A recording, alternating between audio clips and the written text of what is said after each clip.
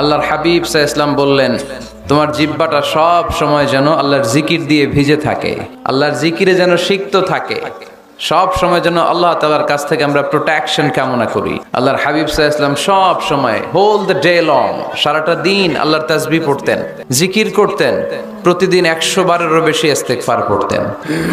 ওয়াল্লাহি ইন্নী লা আস্তাগফিরুল্লাহ ওয়া আতুবু ফিল ইয়াউমি আকসার মিন 70 মাররা। আল্লাহর শপথ, প্রতিদিন আমি 70 বারেরও বেশি তাওবা আর ইস্তেগফার পড়ি। যে নবীর কোনো গুনাহ নাই আছে? আল্লাহর হাবিবের জীবনে কোনো গুনাহ আছে? নিষ্পাপ, নিষ্কলুষ, তিনি 70 বারেরও বেশি ইস্তেগফার পড়তেন। আমরা পড়ি না। শুধু টয়লেটের সময়টা যখন আল্লাহর হাবিব সাল্লাল্লাহু আলাইহি ওয়াসাল্লাম ইস্তেনজা করতেন তখন আল্লাহর নাম নিতে পারতেন না, তাই ইস্তেনজা থেকে বাম্পা দিয়ে বের হয়েই পড়তেন গফরানাক, মানে আল্লাহ ক্ষমা করে দাও। গফরানাক মানে কি? আল্লাহ ক্ষমা করে দাও। এই যে এতটুকু সময় তোমার তাসবিহ পড়তে পারলাম না, আল্লাহ তুমি আমার উপর রেগে যেও না, তুমি আমারে ক্ষমা করে দাও।